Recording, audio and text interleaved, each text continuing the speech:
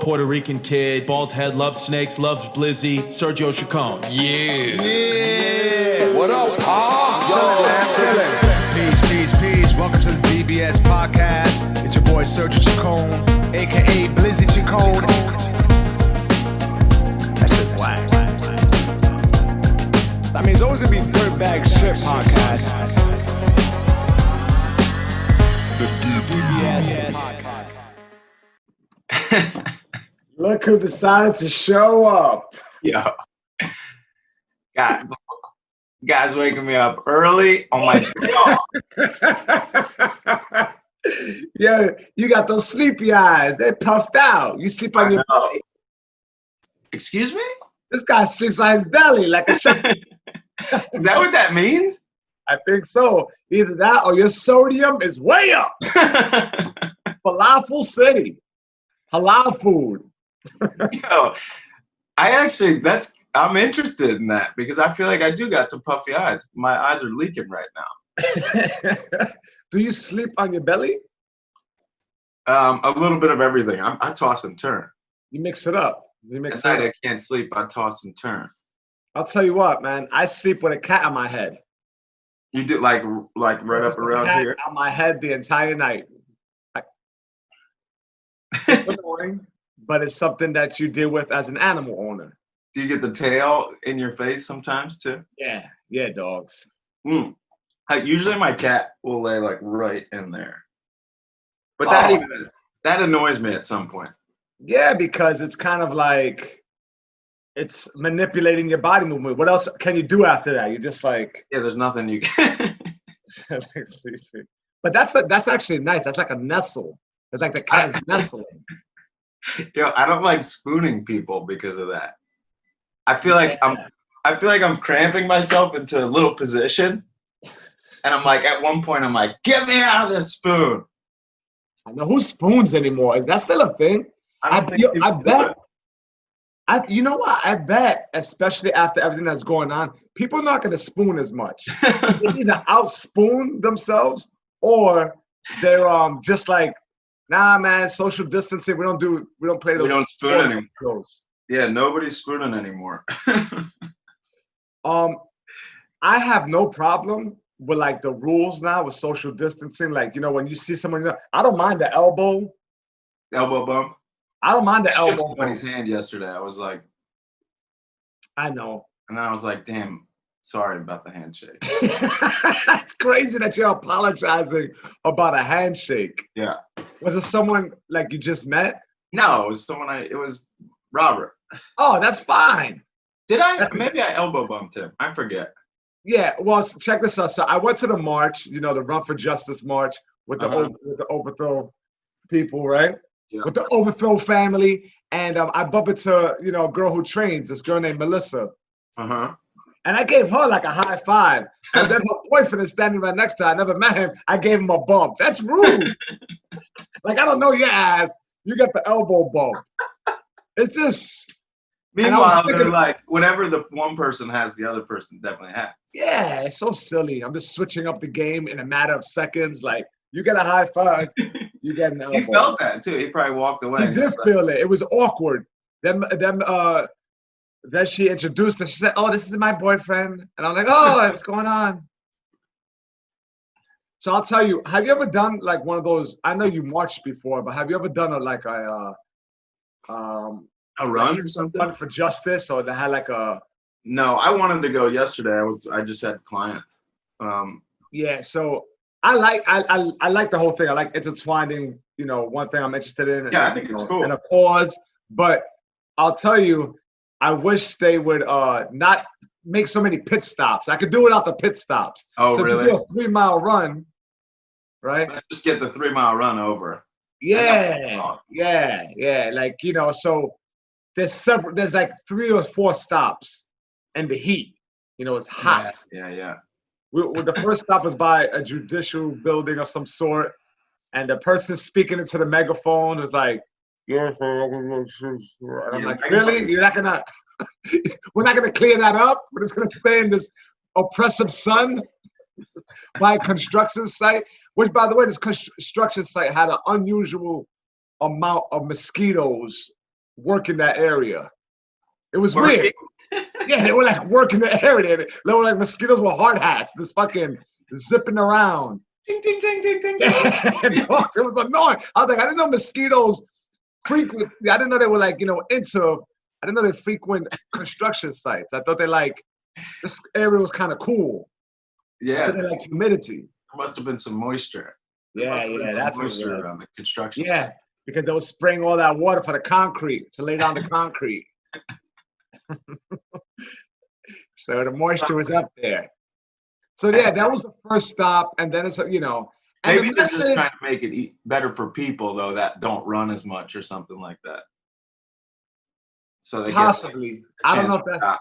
It's 3 miles, Pop. I mean, yeah, they know what they're in for. They could walk it. You could bring a bicycle. Bike it. I saw you could skateboard it. You can do whatever you want. So the stops are a little tough, Okay. but it was a great event. We stopped by some murals. We took some pictures. It was cool. But I could do without the stops, man. I felt like at a comedy show, when you're going over the light, they'll take out a cell phone and go like this. I felt like doing that to the speakers a little bit. Like let's Wrap it up. wrap it up. Honestly, and I'm fucking around and shit, but Yeah. I just think you definitely have to test the megaphone because Power is our boy. He knows how to use the megaphone. Yeah, totally. He projects. He's making people who haven't done it before. They should be given a limit. Like you got a minute to say your piece, Yeah. but not trying to figure out. Right. I swear to God, I didn't know what this one person was saying. And they stood on there. They were on there for like 35 minutes. Like,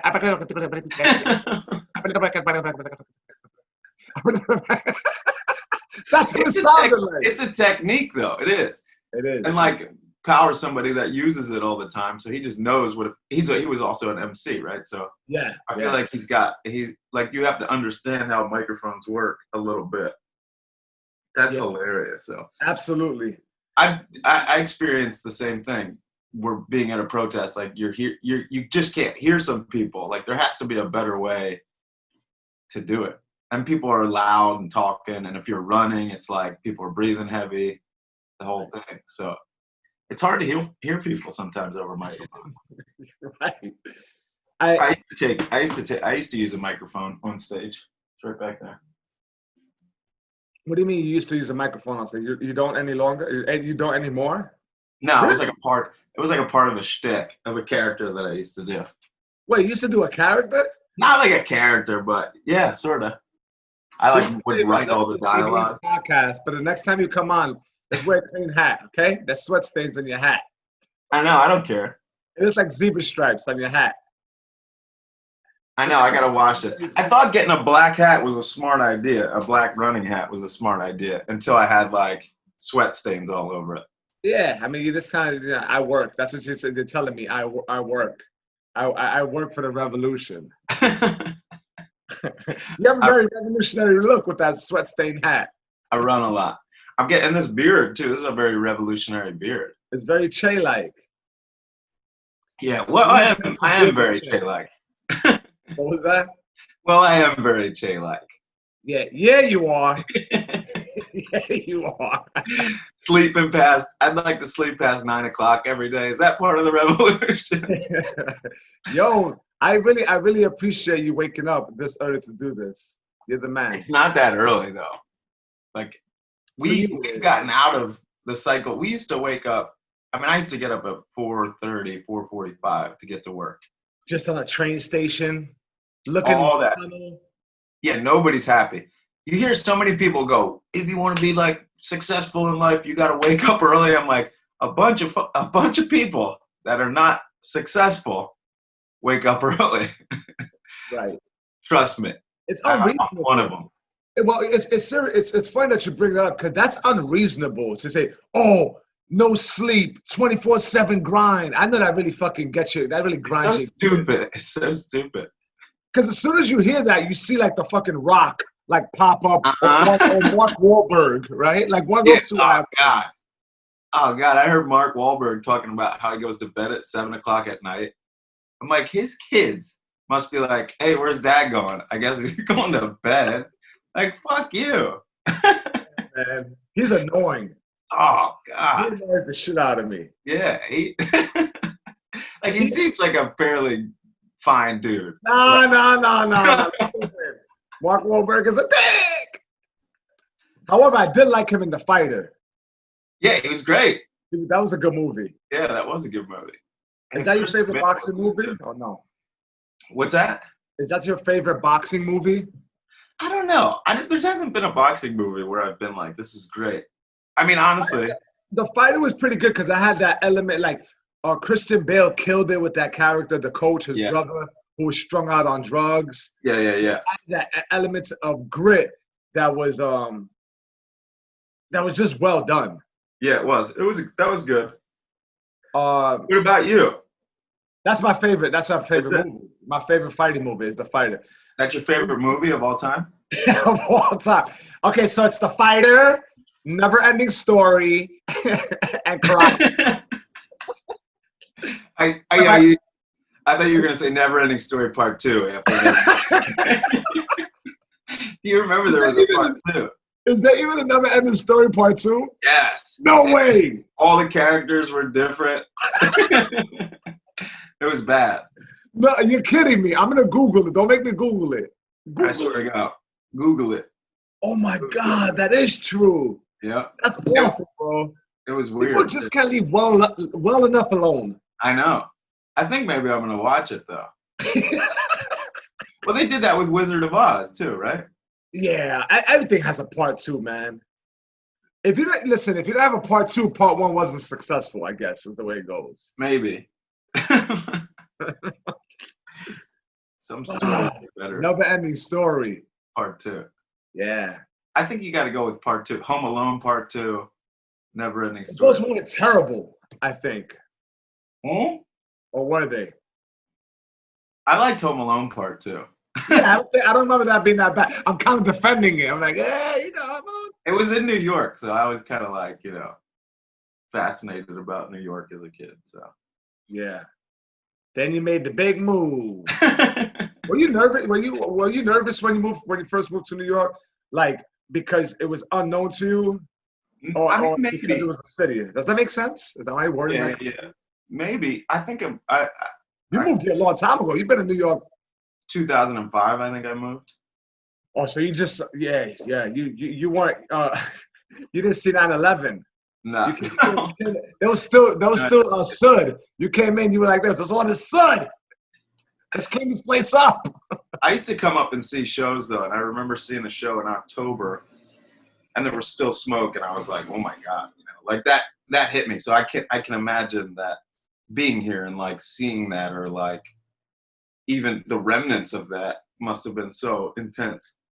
It was a little inconvenient. I needed ID. It was a little inconvenient. I needed ID to walk past Houston Street for 2 days. I wasn't happy about that. Did you really? Yeah, for like 2 days. It was a fucking war zone. Yo, wait. What year was that? How old were you then? Were you like 21? I was like 21, yeah.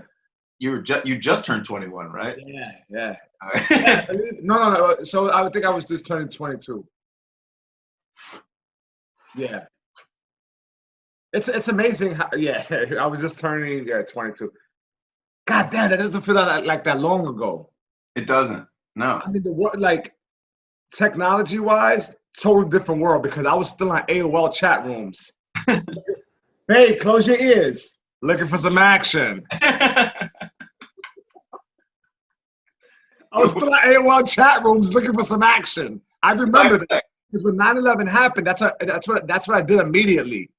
I went on the computer into a chat room, and everyone's like, "How's New York?" And I was like, "What's your age, sex, location?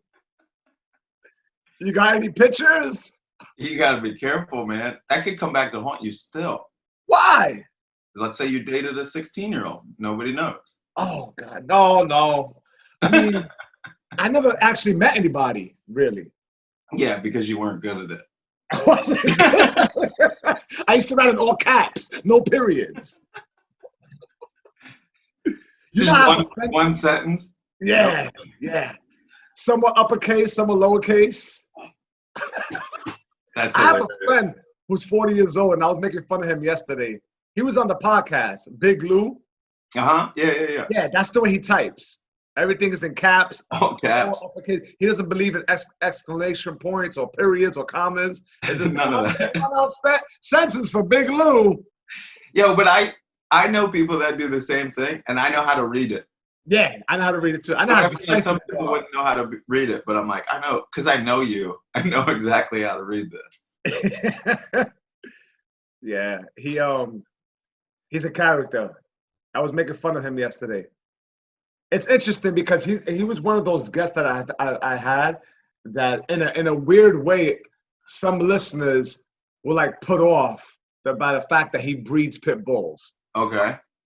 I had someone tell me, "Oh yeah, I had to stop listening to that because I can't stand anyone who names their dogs Versace and Prada." All his dogs are like Mayhem, Chaos, Versace, Prada. And she couldn't do it. Really? Yeah. That was the line. Not because so much of the names, but because dog breeding is frowned upon. You know, Okay. I get, trying to get that perfect bully specimen. I guess that's a lot of mistakes can happen, right? In the process? Yeah, trying to get a designer breed. Yeah. I think You ever seen a pit bull with a fat ass? That's what you get with the bullies, except the ass is in the front. No, I know.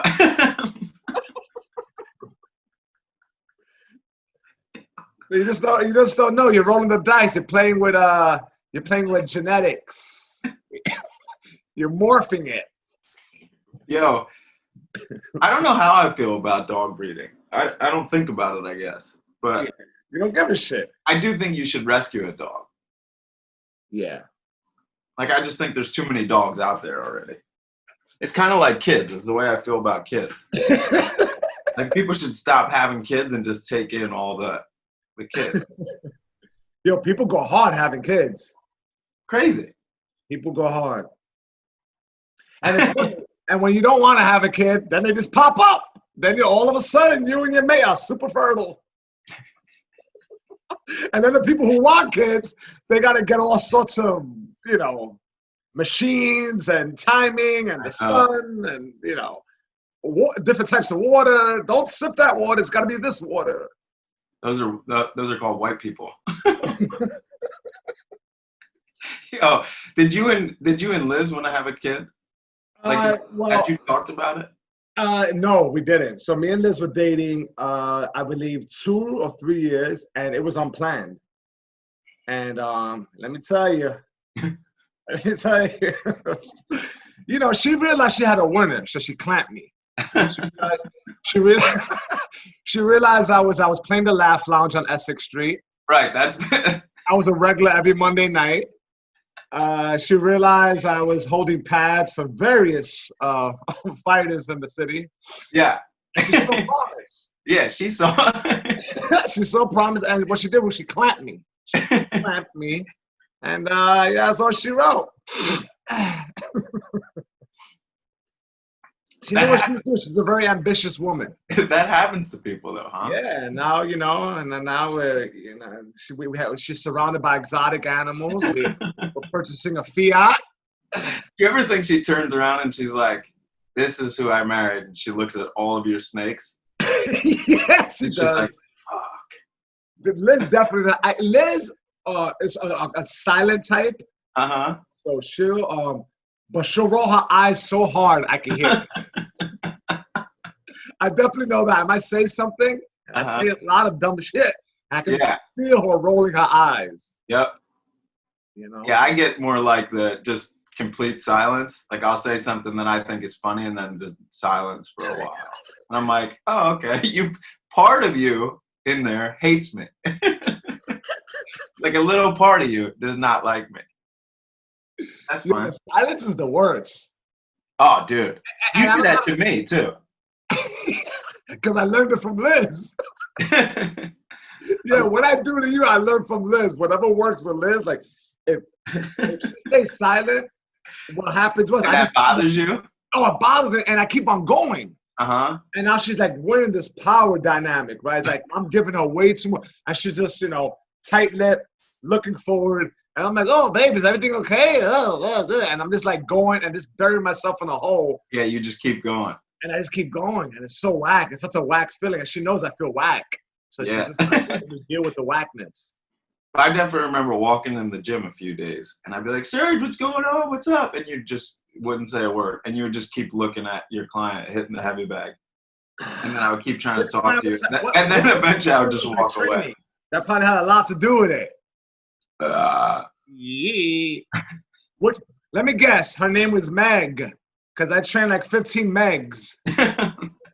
Why is everyone named Megan at the fucking gym? They're all spelled differently though, right? Megyn, Meaghen, Megan. yeah, There's a lot of Megans. there I is. don't want to go down that hole. I don't know. I'm leaving that alone. I'm just saying the name is very popular. That's all I'm trying to say. I'm leaving clients alone. What was I going to say to you? Sergio. Where did Sergio come from? Is Sergio typically like do you see that in Puerto Rican households? Do you see the Puerto Rican people rocking Sergio? Do you train, Mike? I have one, actually.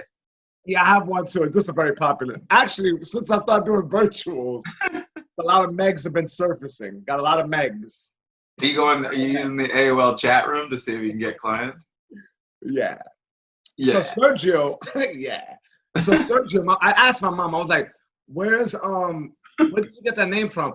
And it was from a janitor who used to clean up in her office building. Yo, a janitor.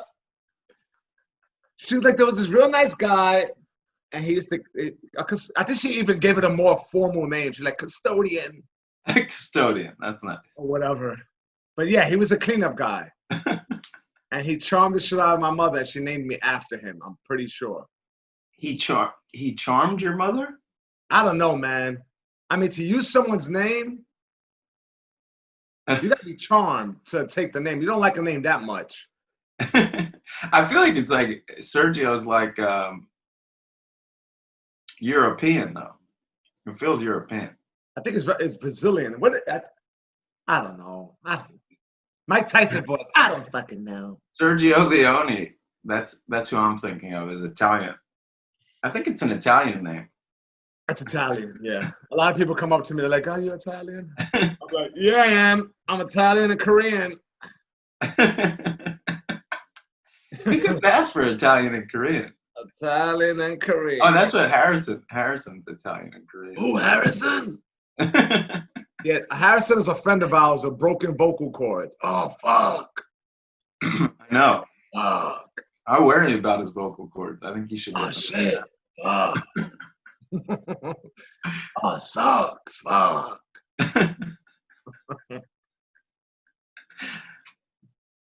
So check this out. I'm always trying to stay up to date with technology. At least because my wife pushes me to do it.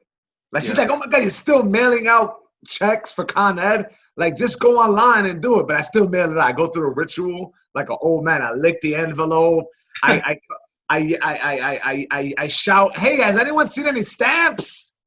I bought 5 stamps. I walk around the apartment with an arch back, a little hunch. And so it's all part of the ritual. I like to look at the bill, complain about it. Yeah. All of it. Where's my pen? I like to do all of it. So that's one thing I'm gonna continue to do is mailing out the Con Ed bill. Okay.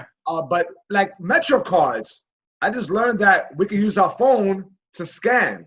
So you have to set up your Apple Pay on your phone. And it's a weird thing because it's like directly from your account, you're scanning. But Liz encouraged me. She was like, yeah, you should do that. So I go ahead and I'm putting the information. And guess what pops up as I take a picture of my debit card? What? My brother's name. Yeah, bro. Yeah. What do you think, man? Mike, what do you think? You think my brother's a crook? Do you know your brother? I know I have a brother. I've never heard the story of your brother. I have 2 half brothers. And You they're do? twins. No way. Yo, dogs. I have 2 half brothers. They're twins, and their names are Howard and Harold. Howard and Harold. Not how Chikong. Howard and Harold Chikong. That is the oddest, most bizarre shit. Yo. And I gotta tell you, out of the brothers, the one that I would imagine would do some shit with my credit card is Howard or Harold. I don't fucking know. But one of them is an evil twin.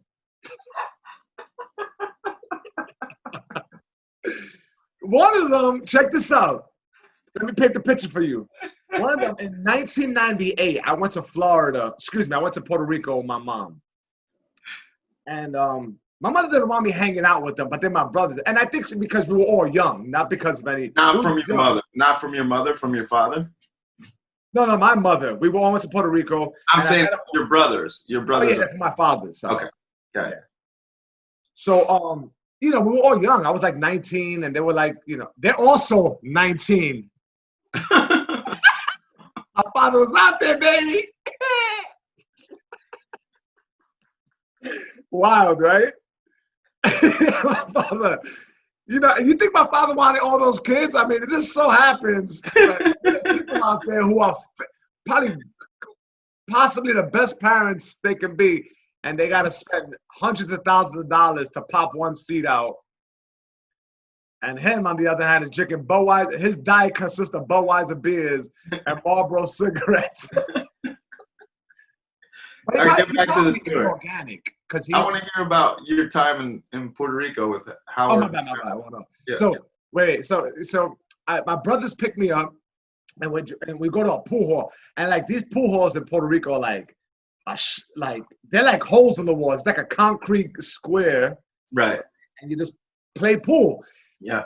And it's just weird. It's an odd thing. It's like no door. You just walk into like a concrete hole and you play pool. And you know, we're drinking, having a good time. And my brother Harold meets a girl, and they're like hitting on the same girl. Like they both like the same girl. Whatever. Then fast forward, we get into the car, we're leaving the venue. I'm being very generous calling it. And yo, this car did not reverse. So to pull out, we all had to put our feet out of the car and kick back like the Flintstones. That's crazy, right? So on a highway, and he's going like 95. Like he's going fast, and he's arguing with his brother. Like I'm in the back seat with my hat to the side like this, late 90s shit, right? And he's yelling like this. So he's not paying attention to the road. He's mad close. He's like tailgating somebody like a 90. So I'm like, oh, whoa, you know, and he almost hit the guy. He doesn't look, makes a sharp left onto opposing traffic. There's no barricade. And we do a 360 in the highway. But if there was a truck or anything coming from the other side, who knows what would have happened? Yeah. And then we had, in the middle of the highway, we had to put our feet back out. Back out.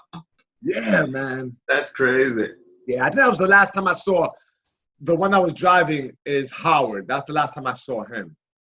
And then the other one actually lives in Jersey. And the one in Jersey, I just seen him more because he lived in Jersey. So me and my sister visit him. Oh, cool. Times over. And he's a sweet, sweet guy, you know what I'm saying? He's come to a couple of comedy shows. His friends heckled the other comics on the show. Really? How's that make you feel? It's annoying. Yeah. I mean, I really didn't care. It wasn't towards me, but, you know, Right. his friend got drunk.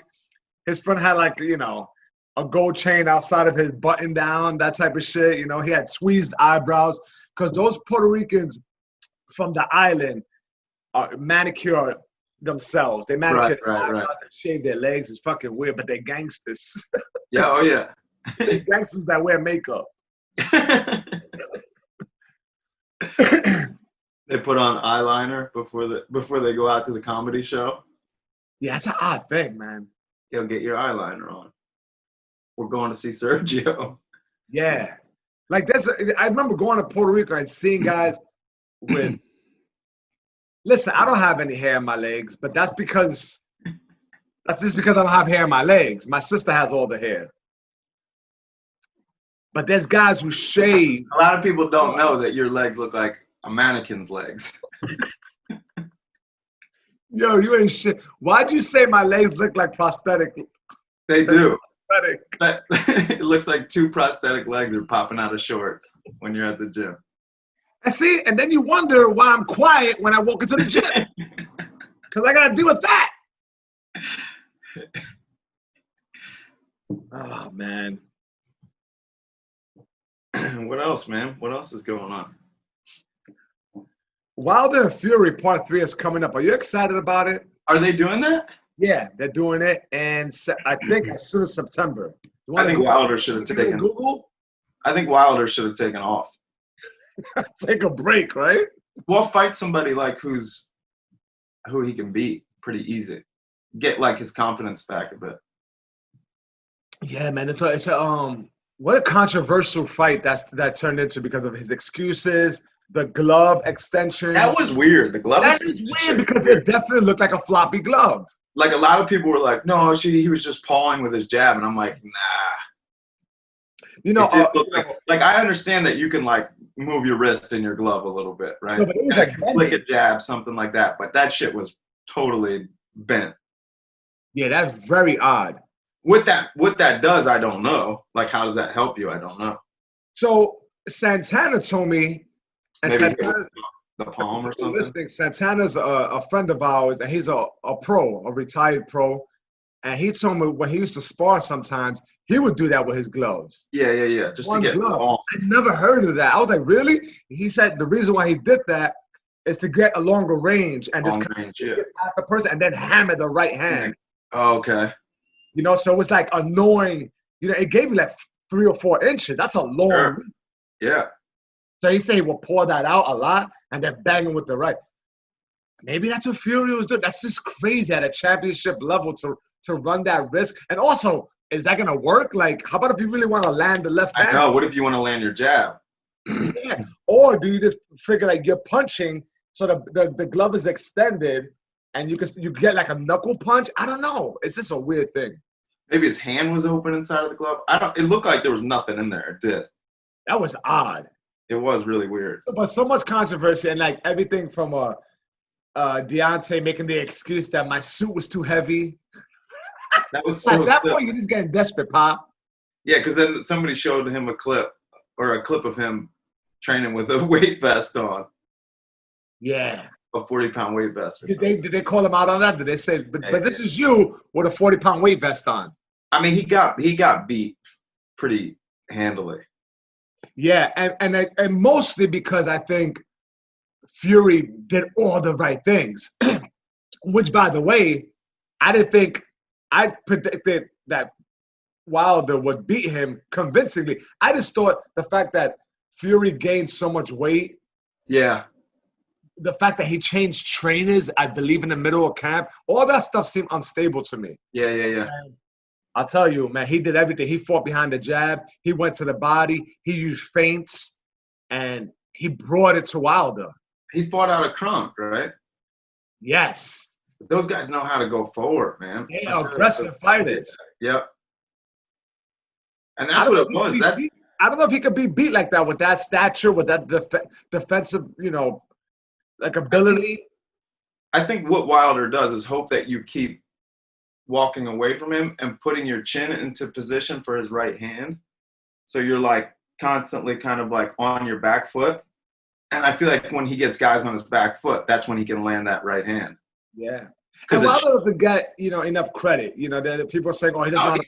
He's good. He's done an amazing job every time. Totally. Yeah. Like he's knocked 99.9 that's crazy. Opponents out. Yeah, that's crazy. It's not easy to do. So, people are like, he just swings wild. But that's what he does. He's an unorthodox fighter.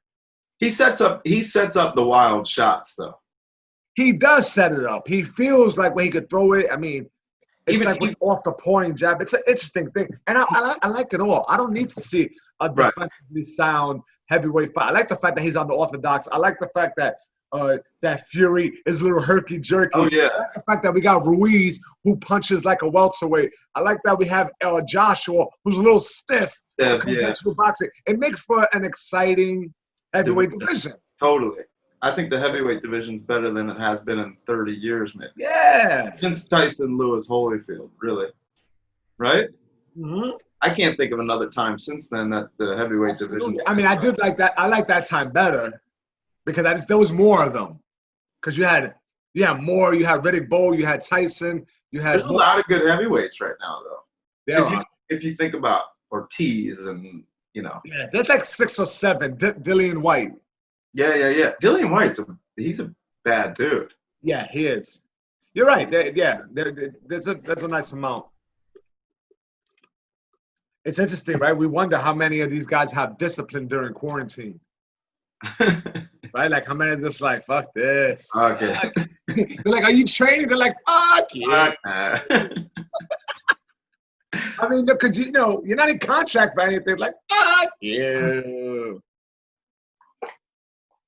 One dude in the UFC said his whole fight camp he just did by himself.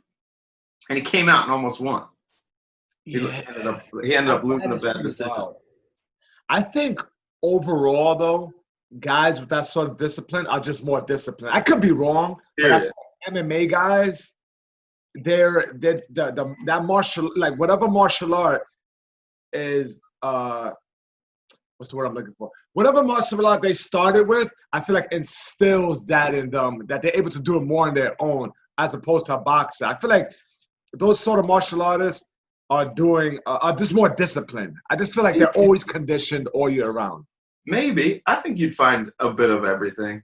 Yeah. It's like maybe that more with traditional martial arts. I feel like kickboxing or Muay Thai, like those guys smoke and drink. Like the Thai fighters in Thailand, they drink whiskey and smoke all night and then kick ass. That's crazy. Yeah. They're like, what? They just fight all the time in Thailand. Yeah, it's just that's all they do. They fight a lot. They fight like every week. That's why their records are like 300 and 300. Have you ever been to one of those gyms abroad? No. No? I was in Thailand and I didn't get to train. Really? Yeah. That would have been kind of dope. I know. But the thing is, I think you have to commit like a chunk of time. Otherwise, you don't really get the experience. Like going a day and hitting pads is one thing. No, man. I think for something like that, you definitely go for like a week. Exactly. Yeah. Maybe you should do that. Get your kickboxing skills on. What was that? Maybe you should do that. Get your kickboxing skills up.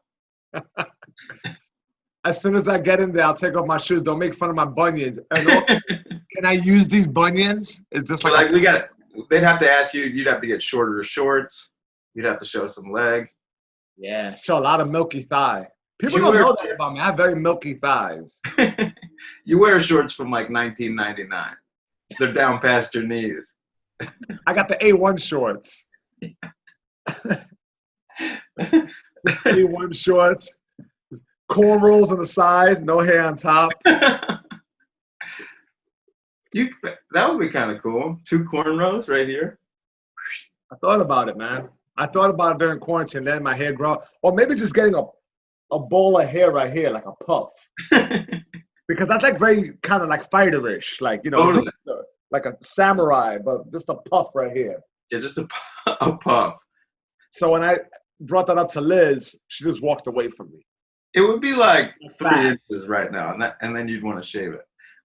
Becky literally walks around like this to me all day. She just looks at my hair and she's like, "You got the revolutionary hair, Bob. Revolutionaries bush out."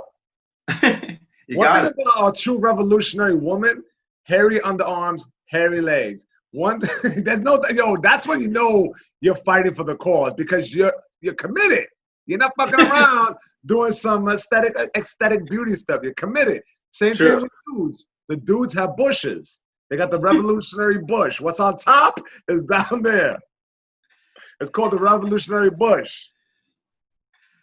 When do you think people started like trimming their bush? I don't know, but when I discovered it, I felt liberated. There was a lot of pluses to it. I mean, I embarrassed myself a couple of times leaving the leaving the leftovers on the toilet. One time I trimmed for my wife, but she wasn't my wife at the time. And I didn't know she was coming.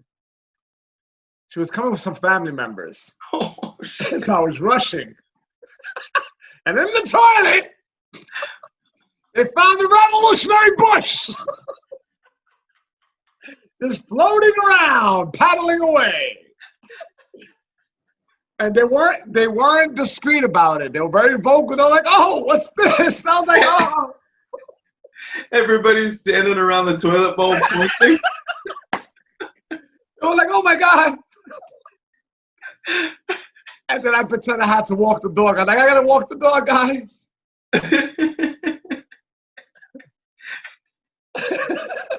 Yep.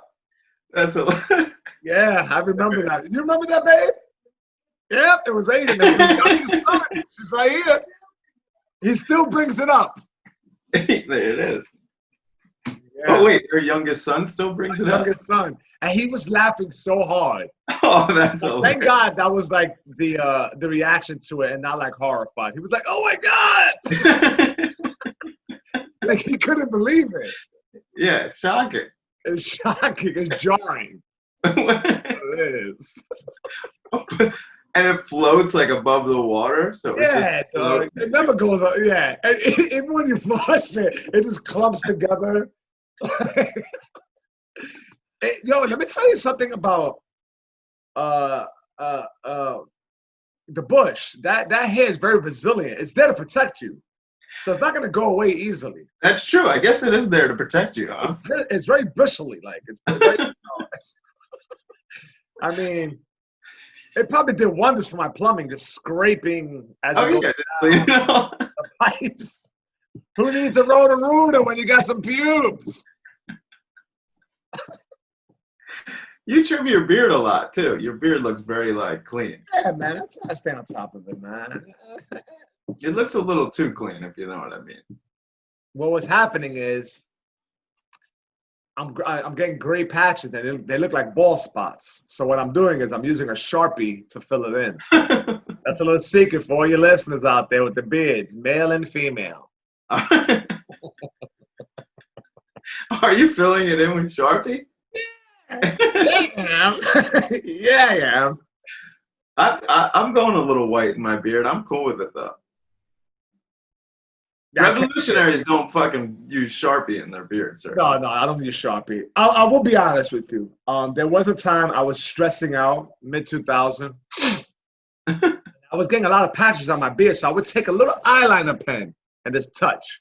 I was wearing makeup. And then I was like, why not just throw some under the eye? Yeah, you know, that's how it starts. And then people come up to you, where does it end?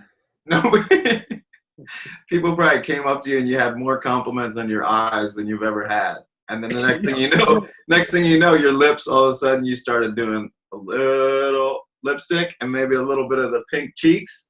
People came up and they were like, your cheeks look amazing. You've got such defined cheekbones. And you were like, yeah, and then you get addicted to those compliments. Then you're in Dominican Republic getting an ass implant. Next thing you know, ass implant. You know what's funny is dudes get calf implants. I know. Isn't that the weirdest thing ever? Like, I don't have big calves. I've never thought twice. I never thought about that. It's strange. About calf implants. I met this dude at the gym, and he wasn't a trainer. He was he did the maintenance, and it was at a Brooklyn gym I used to work at. And he was a very, like, his he liked the finer things in life. You know, like he always like, he'll be sweeping, be like, yo, you saw my watch? He'll do that shit. And his braids were always like manicured. He had braids or whatever, but everything was like done. And he always talked about what drinks he was having and how he was spending money. And he'll, even though he was doing like late, he was working, he had like the nicest sneakers on. Fast forward, he said, yo, I'm going to Dominican Republic. I said, why are you going to Dominican Republic? He said, I'm about to get all this shit laced. I'm like, what? He's, I'm about to get all this shit laced. He said, you see how you killing yourself on the bench? He's, I'm gonna get all this shit laced. I'm like, what are you talking about? He says, yo, they trim you out right here. Basically, he was gonna get lipo and they get chest implant. He said, my boy did it for 10 G's. He said, I'm doing it all. Lipo and chest implants? He How said, old was the dude? he was 25. No. Dogs. But yo, he spoke with such regal confidence about everything else. Now I'm like, there's a void in this guy. Right. I've never met anybody like, yo, I'd rather you do drugs to fill in that void. Do not go to the Dominican Republic and chop yourself up and put your ass cheek fat fast. That's essentially what he's doing. Waking up on his side in the hospital bed, can barely, he's like, Black and blue. Reaches back, no ass cheek. A big ass chest. Big ass chest. So what happens is, even if it's done correctly, right? Meaning aesthetically, like it's like, right. Oh, everything looks what you know, everything looks even and Yeah. symmetrical. Symmetrical, yeah, sure. Right? It looks. You're still a weak motherfucker. Right, yeah. You got these muscles. And like, oh, yo, ask with so-and-so to help you move. He can't lift up a couch. Do a pull-up. He can't do. You know, that's crazy to look like that, but you ain't shit. That's so gonna wild. affect you. It's got to make things worse. There are some guys that are big and like they look strong that aren't strong at all. Yeah, and I've also experienced I've also seen guys who are mass small and skinny and super strong. Yeah. You ever been punched by like a wiry person? Like a wiry, like skinny, and like their arms are hard, like rods. That shit hurts. Yeah. Yeah, no, power does not come. I mean, look, there's some big dudes that hit you and you're like, oh shit. you know it. But yeah, a big guy's a big guy. Like you're probably like right. What, 155, 160? You're a little guy. I'm 65, 70. What are you, 140? 135. What are you, yeah, what are you about? 225, 230, something like that. You're heavyweight, right? You should be sparring big dudes. You try to spar a big guy hits you, like if a guy's 20, 30 pounds heavier than you, I don't care who he is, you're gonna feel that. Definitely. Yeah. You know? Like getting hit, like you got the high guard. If one of those guys hits you, your hair's like out of the fucking headgear. That is the nice thing about having a bald head. It's like you never look stupid. Where you get hit with long hair, it's like flowing. Yeah. It's so dramatic. When you have a bald head, even if you get knocked out, you're like, oh yeah. It's just looks like fine. Guy just got dropped. But when you have like hair and it's dramatic, yeah. I think that's why it looks so bad. There was a video that went viral, and it was a younger guy fighting an older pro, sparring. Remember that one? And the older pro was just like, like Julio Cesar Chavez movement, and the other guy was like a hippie, like a yuppie, and he had a bun, and he had long hair in the back. So every time he got hit, the fucking bun would loosen up, and the hair in the back would. So it made it real dramatic. He was getting laced. But it made it worse because of the fucking hairstyle he chose. Yeah, that's wild. I mean, I feel like even watching like somebody with a little bit of hair, like Gotti or somebody like that, you notice the difference. Yeah. You know? Cyril Gotti, what a fun fighter to watch. He was fun. He was a fun fighter. Do you think he deserves to be in the Hall of Fame? Why not? I don't know. I thought he should, but he was a pay-per-view fighter. I mean, that's that he was a blood and guts warrior, or because he was a two-time champion. I think maybe both. Yeah, because he was one of those guys that drew you in. That you know, like I think that's kind of the important part. That's why they call it prize fighting, right? It's because like you have to. to me, the important part is being sucked into who the fighter is, as both a fighter and like a character. Yeah. And And I it's think the Hall of Fame. He was a famous fighter that people adored and loved. totally.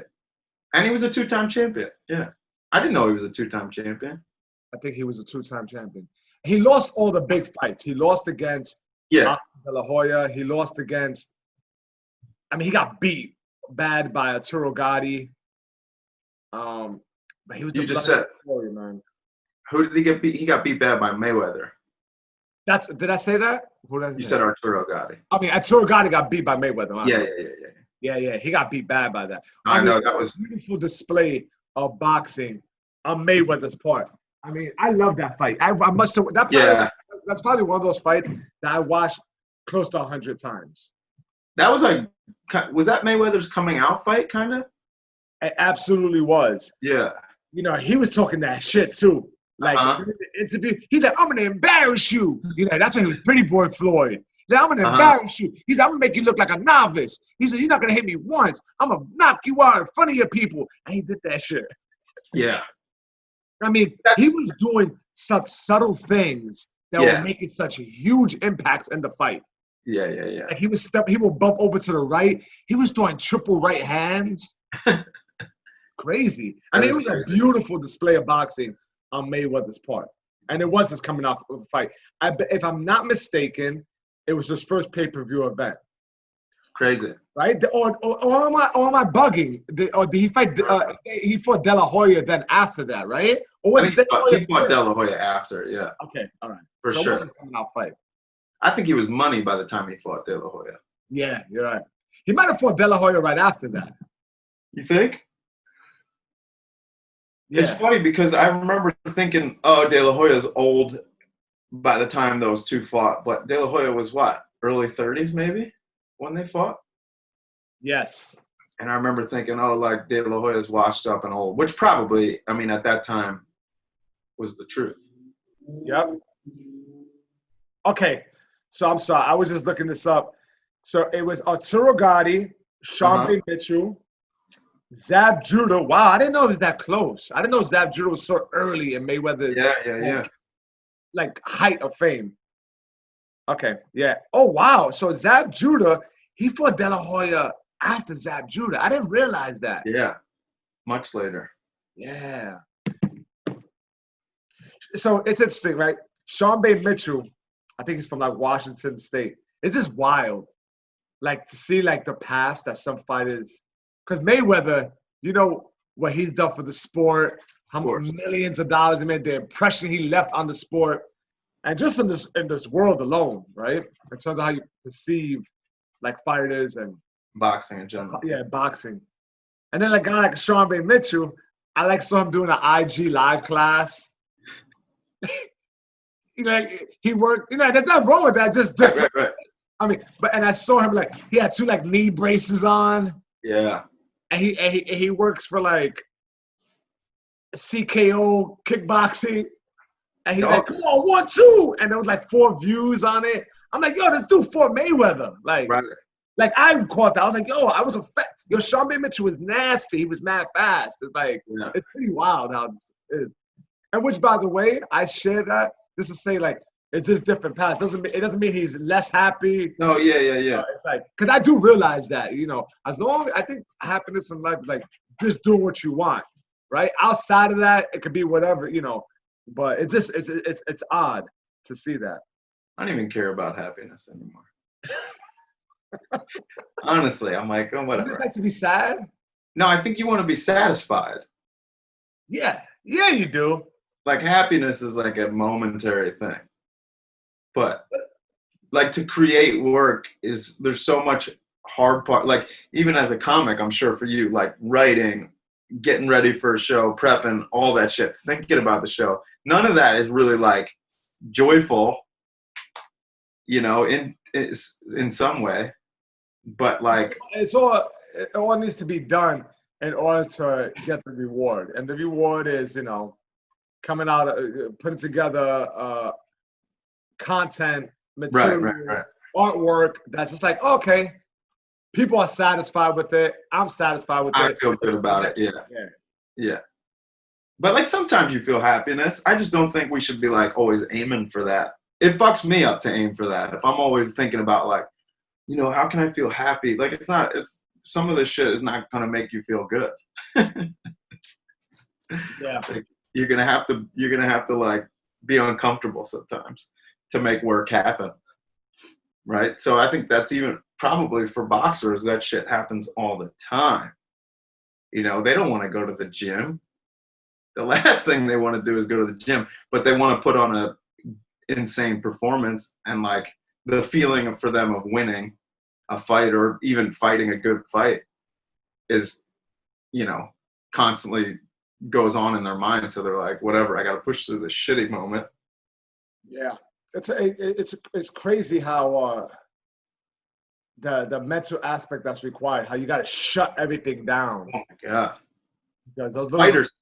voices of that, it's just very special that they could do that, because it's fucking hard. You're engaging in something so primitive, fighting, and you know, in front of people, like the level, the roll of the dice is there, right? Like you could be humiliated. Yo, the few times that I fought, I was so fucking nervous for months. You know, because like most people do, like 10 to 8 weeks out, you learn that you're going to get a fight. And you think about it all the time. The only time I feel like you don't think about it is when you're training. Right? To some degree, like when you're working out really hard, that's the time. There's waves of it. Like, you know, Yeah. You feel like mad confident at one point, then it just start like, oh, I wonder what you're doing. Yeah, you're like, I'm going to fuck this dude up. And then the next moment, you're like, I got to go take shit. Yeah, I wonder if they're training harder than me. I wonder, you know. Yeah. Fighters have a really tough life, man. And I would say probably 99% of them, maybe more, just like music, just like comedy, like don't, you know, advance to that next space. Right. Right. Which is, I think is all fine. As long as you do it to the best of your ability, with integrity, and you are enjoying as much of it as possible, right? Sure, yeah. Because sometimes I look at things, and maybe it's with a judgmental eye, but for example, I saw someone fight. It was just, I just got to pay this. So Alicia Napoleon is a good friend of ours, right? Mm-hmm. She's a fucking beast, right? But one of her opponents, right? And this is just so people know, if you don't follow boxing, a lot of times you fight people who are not on your level. It's just the way it is. They, you know, you fight who's available, and sometimes they're just not on your level. They might have more fights with you, but lost all the fights or whatever. And this particular opponent, dogs, I believe she had like 12 kids, and she was like 28 years old. Holy shit. Yeah, she had 12 kids, and she flew in from like Michigan, right? So to fight Alicia, and dogs. She was not in shape. Like, she just showed up. Like, you could tell she was working at like a Walmart. Right. And they were like, yo, you want to fight? And she was like, how much? And they were like, $350. We got your flight, and you can eat at fucking Denny's. You know what I'm saying? There's a Tad steak in Midtown. We got you covered. Oh. Yeah, I swear to God, that's the way it felt. Oh, well, my coach is not going to be able to come with me. Don't worry about it. There's a coach over there for you. They fly out. And Alicia's on her. And Alicia does the right thing. Alicia doesn't, like, drag this fight on. Right. It's like a 30 seconds. Yeah. I'll never forget the sight of seeing this girl with her gloves around her neck by the fucking bar next to me with 2 cups of Hennessy. It's just wild, bro. And I bring that up because this is shit that people don't talk about. That's like, can you be happy doing that? Sure. You know, or maybe that's tough to me. Like, you fly out to get your ass kicked, and then you get 2 free cups of Hennessy. No, I don't think that's happiness, man. That's tough, man. And the girl was like 0-12. Like, you know, she lost every fight. Right, and that's she's not a warrior and everything, but that's a tough life. Like, just losing like that, being called out to go to another state, to be set up to get your ass kicked. Not to say that, you given a chance, but you didn't train for that. They called you like a week before or something. Oh, what is that called again? I mean, they do that with boxers, I feel like, all the time. No, that's part of the sport. Those are journeymen. Yeah, They, but I feel like there's guys that are good too. That you're oh like, yeah. So this particular one, but yeah, there's a lot of journeymen out there. And I think most boxers are that, right? Most boxers are. probably, yeah. Yeah, right. I mean, I don't know. But it seems like there's a lot of that. I mean, it is pretty wild. I don't like that part of it. I think like when I see all these young kids, like there's a lot of really good young talent in boxing right now. You got like Devin Haney, Shakur Stevens, like all those, that kind of age, Gervonta Davis, even that like around that age of guys, and none of them are fighting each other. And I get it, some of them are in different weight classes, so that's not like fair to say. But they're building them up for those big. Well, that's the thing, the building them up. I think like that culture is bad. I think the guys that are good should just fight each other, and like we shouldn't worry so much about winning or losing. Yeah, with boxing, there's a heavy emphasis on winning. As it should. It's, it's a competitive sport, but the consequences of losing are too fucking harsh. It's crazy. It's crazy. It's too fucking harsh. It's OD whack. Like, Yeah. These guys put their soul, their time, their mental and physical energy to entertain us. Yeah. In a fucking brutal sport, and if a motherfucker loses, it's They like get shot by his management. Yeah, for years you don't hear from them sometimes. Yeah, that's crazy. It's That's fucking crazy. wild, right? It's super sad. irresponsible. Yeah. Yeah, and it does something psychologically to the fighter. They may never cover because they just think, oh, if I lose, which is not the case. No, that's why they say in Thailand it is quite a bit different because all the Thai fighters just fight each other. So guys have record of like 150, and they could be the best fighter. Like it doesn't mean anything that they lost. It just means that the day that they were fighting, they didn't get it. Like that's it. Maybe that culture, it's not as like exciting, and you can't build a pay-per-view star that way. Maybe that's part of it. No, I think it's bullshit. I think what happened was a guy like Mayweather had a heavy influence on that because that's what he sold. Sure. He sold. It's a very capitalistic way of living, of showing off. Like, I'm the best. I make the most money. I can't be beat. It's a dog eat dog. Right. I'm the prettiest. I got the best. I'm the best. I'm boastful. It really does reflect society in America, and he embodied that. So that was what it worked for him. It works, and it was a brilliant formula, and it's the reason why he became so successful. It had a lot to do with that, but also what had a lot to do with that is that's why they promoted him. Sure. You know what I'm saying? Like there was he did a lot of the right things, promoting stuff, but the channels, the outlets gave that attention. You could give attention. It's just how you narrate it. Right. You can narrate it and be like, oh, this guy, he lost 4 times, but he's still a warrior. Like they don't like to talk about those stories. No. They make it very difficult. Yeah, it's the story. Even like I was just thinking about Calzaghe. Calzaghe had a great career, but nobody cared really about him that much. Yeah, not in the States because he was from Wales, right? True, but if he had more of like a thing, a way to promote himself, he would have been huge. Yeah. He was a great fighter. You know who I like, and this is and it's on the flip side, who has quite a few losses, but I like watching him, is Tevin Farmer from Philly. Yeah, he's great. The southpaw. He reminds a lot of people of Pernell Whitaker. Yeah. The only thing is, he's a very defensive fighter, but he won't make you pay for missing. No, yeah. That's it, but he doesn't have the counterpunch ability, and he doesn't crack hard. Pernell Whitaker could crack. Yeah. I think that's a big difference because his defense is really slick, but he doesn't have much pop. Yeah. I mean, I like everything about him. I like the fact that he's lost quite a few fights. You know, I was on the podcast the other day talking the same shit, but I like the fact that he's cross-eyed. The fact that he has that crooked eye, it's like it adds a certain charm to it. You know? Totally. He's like, I love that. You know, it kind of, right, doesn't it? It kind of gives it like a realness to it. Like, oh, I know that kid. The one that you never know he's looking. I'm like, it kind of it adds a softness to it, like a charm to it. Yeah, you're right. It kind of pops like up. a human element. What was that? Like a human element. It gives it like a human element. Yeah. Because a lot of fighters,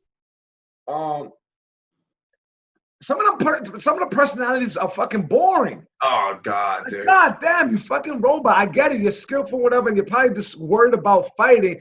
But if I hear one more fucking fighter talk about the Lord Jesus Christ, like, give me a fucking break. Yeah, am I the only one that like? I'm always like, is that what Jesus would want you to do? Put on a pair of leather gloves and punch somebody in the face? Pummel somebody to death? You know, so weird. Or like even the like 24/7 on my grind attitude.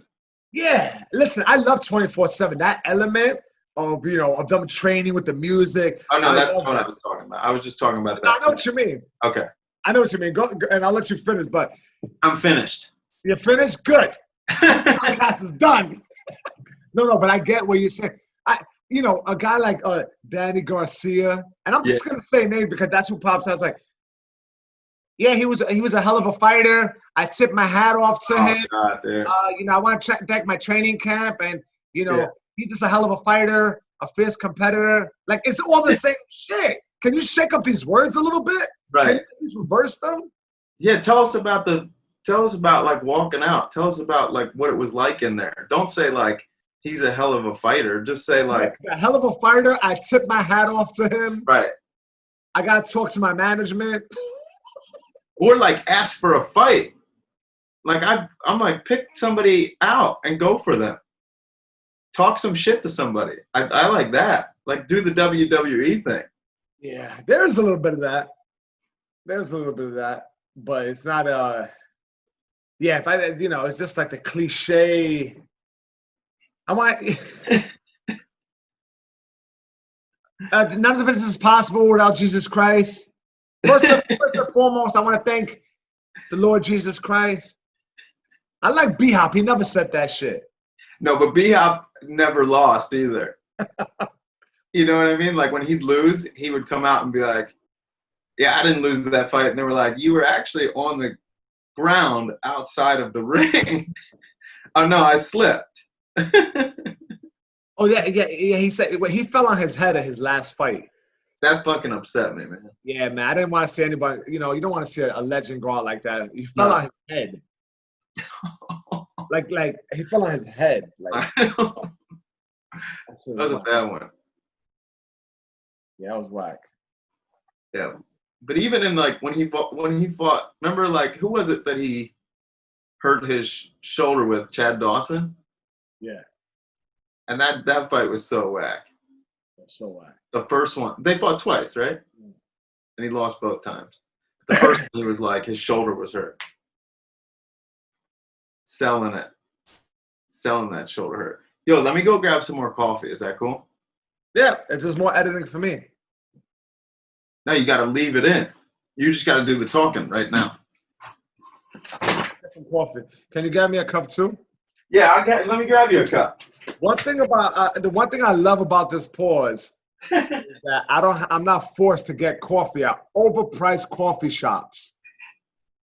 You know, those damn coffee shops that is $7 for a cup, and then they expect you to leave a tip, and they're not even putting sugar or milk in the coffee. It's like, here's a tip bucket for me because I pour some shitty hot coffee in the styrofoam cup. I'm not doing it. If you want a tip from me, you got to give me eye contact. That's the way I feel about that. You add up all the coffee money. Yo, stop yelling.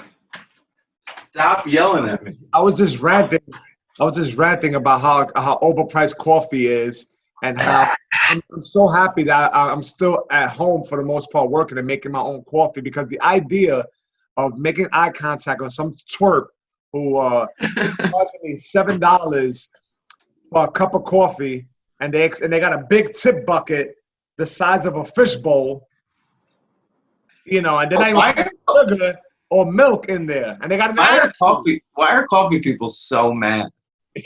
Yeah, coffee people suck. They suck. They're so mad. Specifically the white coffee people. Excuse me? No. Yo, white coffee people are upset. You white coffee people think you're better than your job. Nah, motherfucker.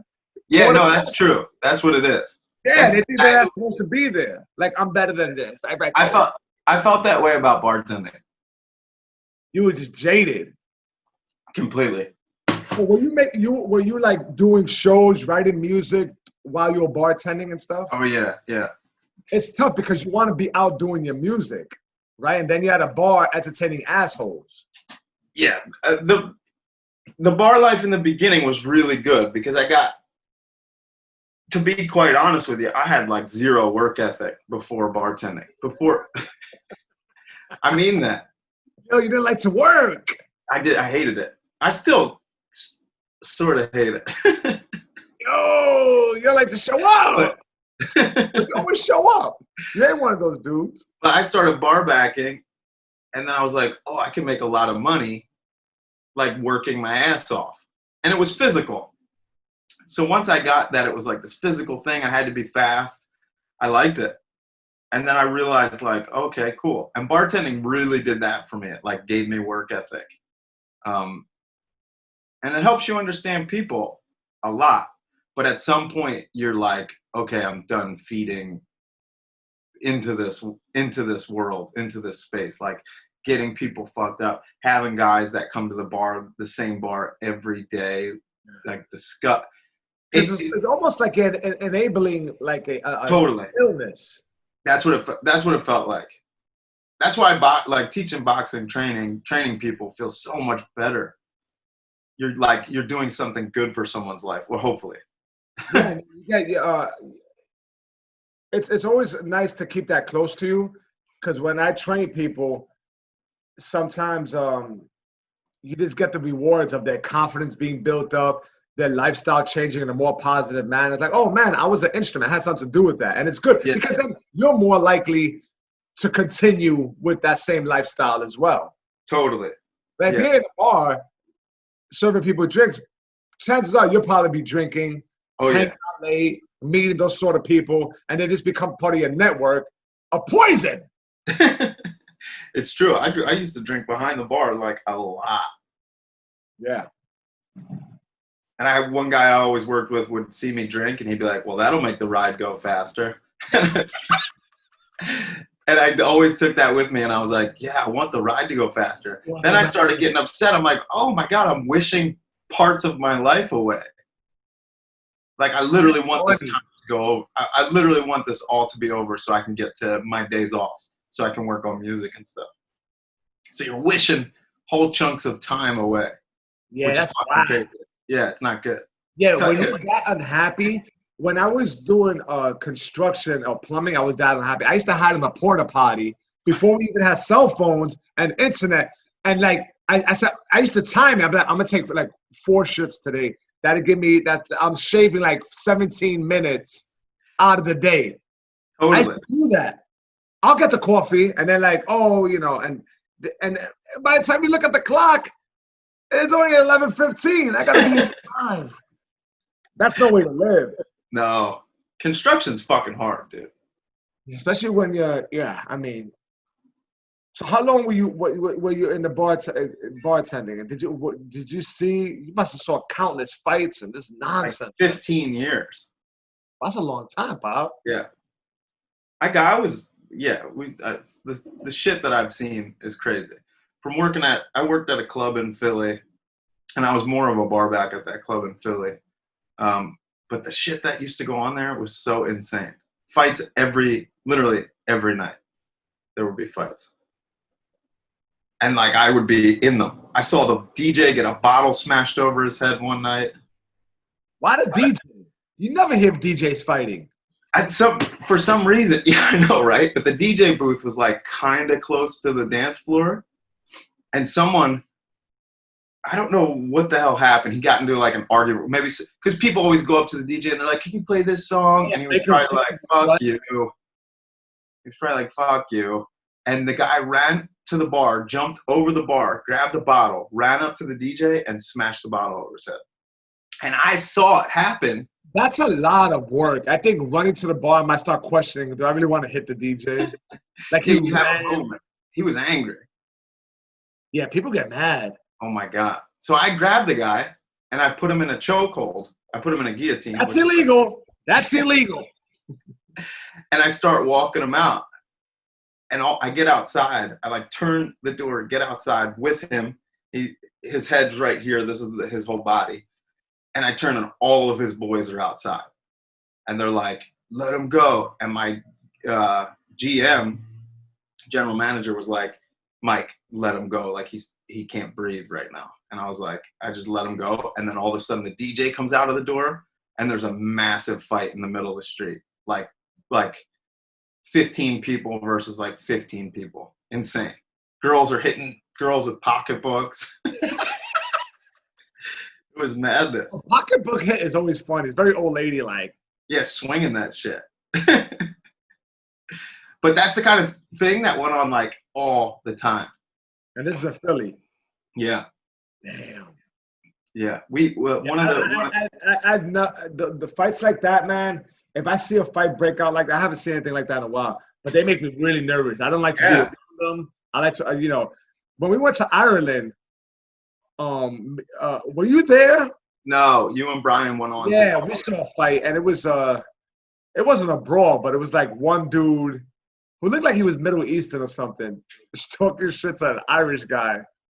And the Irish guy looked crazy, and he was with two girls.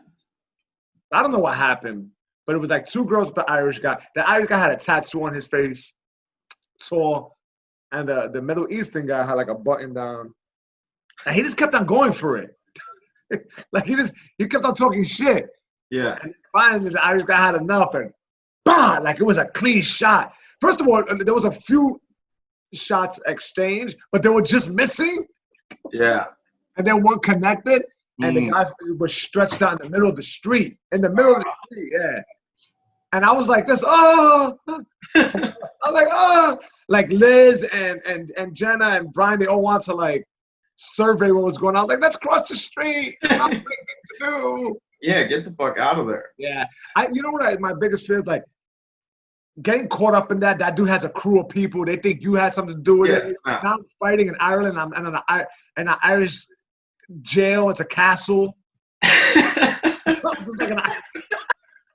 I'm in a castle, right? It's like, but so I'm in this jail. It's cold and wet. I'm giving bread and water. But outside of the bars, I see sheep. And then it just messes up my memory for the rest of my days. Every time I see sheep, I intertwined it. With jail. It's connected to jail. I don't need those things in my life. I love animals. No. I don't think if I saw a big fight, I would just walk the other way now at this point. No, you like to engage. I've seen you. You like to start fights. I like fighting. I think fighting's fun. Yeah. I don't think it's a good idea. I know it's not a good idea, but I do think it's fun. I've seen you almost get into it a few times. I'm like, Mikey! You're like this. Your upper lip is gone. You're like, what the? And your face gets red. And something happens with your eyes, bro. Something fucking happens with your eyes. Like, you just kind of like, it's crazy, bro. And I've seen that switch happen a few times, like, fucking Mikey, get Mikey! Get fucking Mikey! Mikey's gone! Like, I've definitely seen it a couple of times. Luckily, I was able to pull you back with the harness. Heel!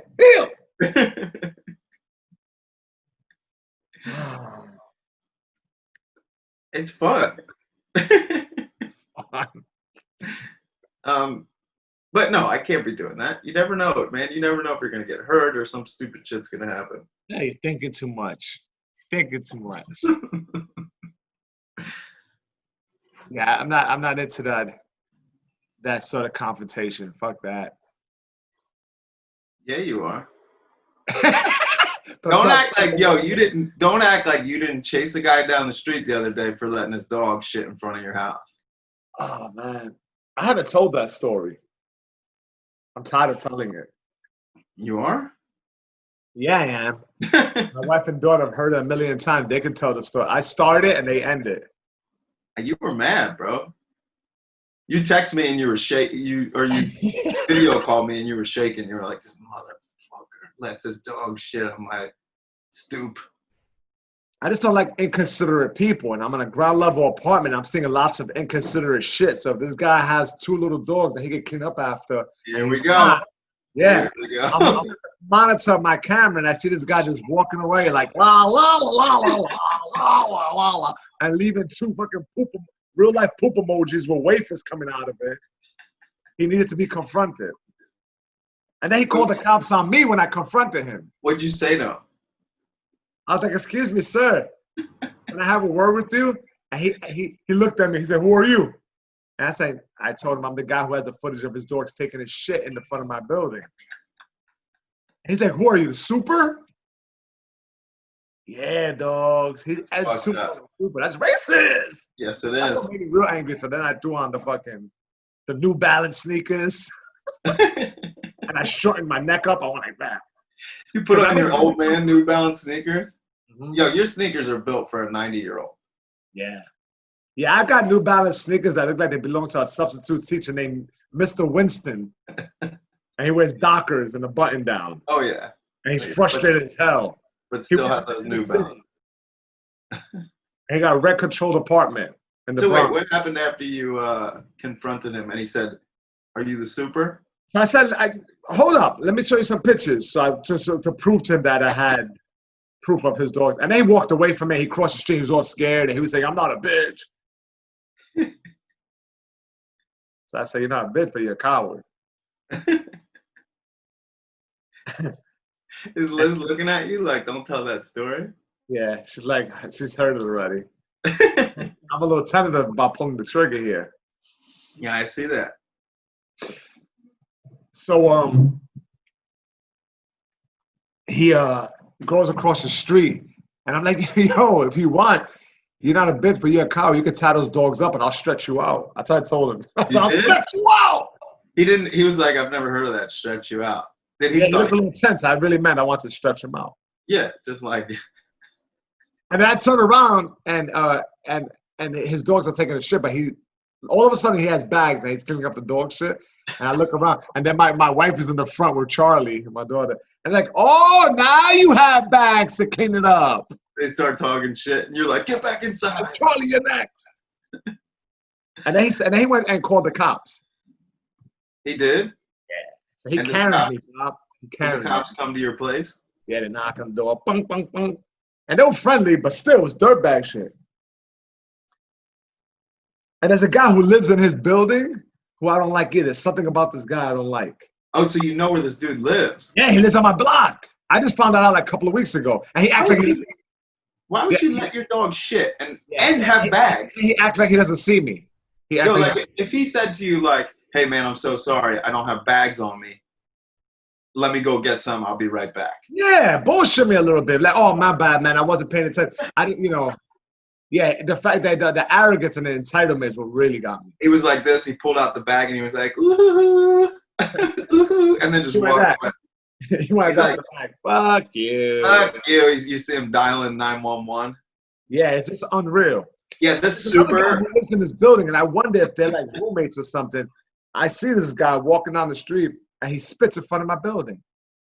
And I don't know if he did it on purpose. I might have beef, bro. I might have beef. I think you do. I think you got I think you got some beef in your hands. Yeah, I got some beef. I think you got some beef in your hands. And I saw the guy lives in the same building. I wonder if they're roommates or something. Is it down by the bar? It's down by like it's going east. It's next to it's by the dog room. Yeah, the other way. Specific. Yeah, it's the other way. It's going east. Look, for the right amount of money, I can take care of that business. I kind of like it. Add excitement to my life. Yeah. Yeah, you can't like everybody, dude. You know, everybody's not gonna like you. You're not gonna like everybody. That's fine, right? That is true. And the moment you accept that, the happier you be. What are you doing today? You're gonna write some music? You're gonna put some music out? No, so actually, I'm going to look at a space up in Yonkers called Untermeyer Gardens. We're looking to shoot a music video for the first single that I'm releasing. Oh, dope. Yeah. We tried to, so we had it all set up, this huge thing. But this thing you're working on is more of a solo project. Yeah, it's a solo project. Yeah. But And it's gonna be under Mike Cyril. Mike Cyril, yeah. Yeah. And Which the is my other middle projects are under what? all over the place. I used to be You were working with like different people, so it's Yeah. under a different band name. Yeah. Agent Strange was a project I did for quite some time. That was more like a hip hop thing, which I like sang on top of. I had a project with a female singer, or we had a project called Skylines, and that was a few years ago. I've done stuff under my own name too, just like more soundscape stuff, like art installations and things like that, under Mike McFadden. But yeah, I haven't like. I like Mike Cyril now. Yeah, Mike Cyril's. It's I like my that middle name, because so Mike McFadden, like it sounds very copish. it's a little copish. I honestly, I like looked up my name. Yeah, maybe your album cover could be like, A cop, yeah, this fucking a cop with his me in a hand. police uniform.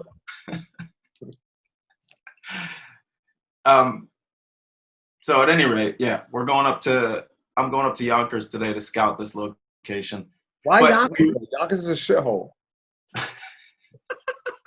I'm just shitting on your potential. There's this garden up there. There's There's this a garden? garden there. Yeah, that we might There's shoot. lots of We were gardens supposed to in the shoot. Lower East Side. We were supposed to shoot at Fort. What the hell is it called? In Staten Island.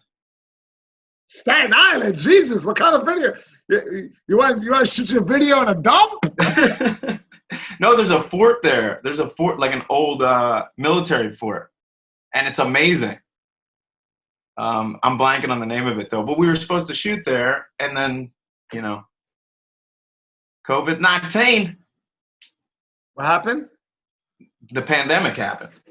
Oh, so it was before then. Yeah. And there was like the shoot was going to consist of like a lot of people. My goal was to get like 100 people out for the shoot. So Well, that'd be dope. can't happen anymore though. Can't bring 100 people Right? together. You gotta like. How do you do that if you can't have a bunch of people anymore? We're just going to change the concept. So that's, it is what it is.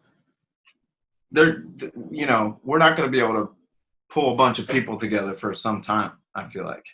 What's the name of the song again? Alone. That'll be the first single. Alone, but you wanted a bunch of people there. I like the irony.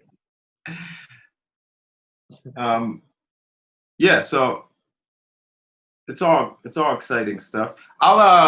We can attach it to the end of the podcast. Yeah, I want. Yeah. It's not going to be released. What was that? I think I'll probably release it in like September, October. Just to like attempt to like, get this music video done and all that stuff before it. And then probably singles thereafter. They call it waterfalling. Like when you release When you put everything. one after the I next. didn't know that's what it was called, waterfalling. Some guy just told me that the other day. Like when you release one single and then another single and then another single, like in maybe like a month period of time or something like that. Now, does every single have a video? I'd like there to be. It's just expensive. Yeah. So I've been thinking about even shooting or getting one person to shoot like some simple ideas, because so many people use like those almost like looped videos now. Like you think about Spotify, right? Mm-hmm. And it's probably more in hip hop than it is in anything more pop, but it'll be like just a couple images that kind of like, you know, cycle through. Something like that would be cool too. Yeah, yeah, yeah. If you need me or any of my snakes, I'll send you my Venmo. I may take you up on that. Can we like, is there a way we can get all the snakes together and twist them up? You're trying to spread disease and death to my animals? Just like, I'd like a one moment where the snakes are like this. You want a snake ball? Yeah, can I get a snake You ball? want a snake ball. And what you want is an orgy of snakes. And the only orgy of snakes are garter snakes. And it doesn't smell good, my friend. It does not. Really? Really? If you want an orgy of garter snakes, it's going to cost you. And it smells. It's very musky. No, really? Yeah. Can you imagine what the you know, when you see people walking on the streets in the humid weather with tight jean shorts? That's the way the snake ball smells. People annoy me with their drinks and shit and their smelly asses in the street. I know your ass smells. You have to understand that. You have to understand that some of the people you're walking past, their asshole smells. Is it too early for that?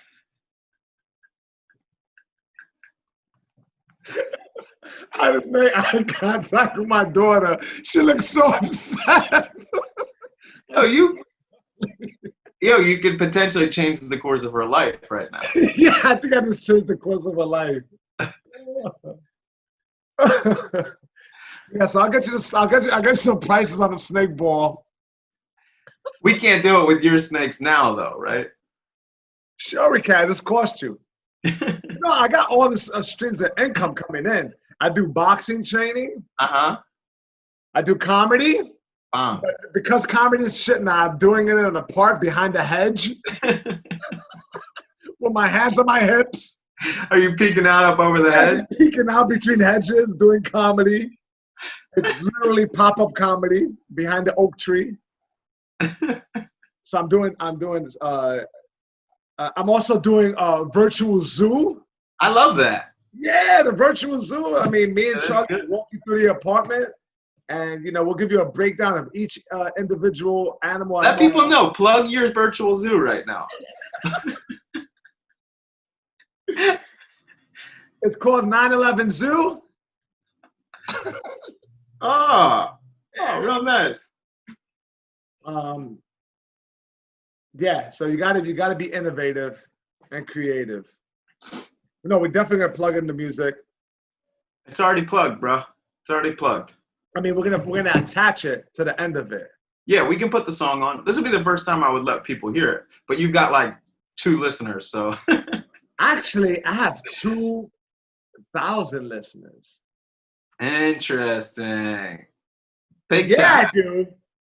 Yeah, dude. Yo, Mike, I appreciate your time. No problem, man. How many megas do you train again? Well, I only train 1 Megan. Okay, because there's a lot of megas in this world. Listen. There's a lot of Mikes in this world, too. There's a lot of Mikes. There's very few Sergios. There's a lot of Chris's. Like Chris. Matts. Sometimes people will call me Matt. Oh, it's annoying. Nah, I'm kind of like it's all the same shit. You don't care. If my name was Sergio and somebody called me Matt, then I would be upset. But Mike, Matt, same shit. Oh, all right, man. Well, look, this early morning thing, you're really good at it. You got a lot of energy during the day. You're the man. You made my day. This is exactly how I want to start it. So I appreciate your time. Cheers. I want my people to, you got to subscribe. They have, you stay with me on this. You have to subscribe. Yeah. Right? Because then Cyril, a.k.a. Mike McFadden, wins by saying I only have 2 listeners, which is not the truth. There's a lot of listeners, but they're not subscribing. They have to subscribe. You have to comment. Let me know. I gotta feel the energy to maintain this enthusiasm because I can only drink so much coffee. He's lonely too. So the more you gotta subscribe, comment, share, all that good stuff. I got something for everybody, baby. I got something for everybody. No, Mike, man, you're one of my motherfucking favorites, man.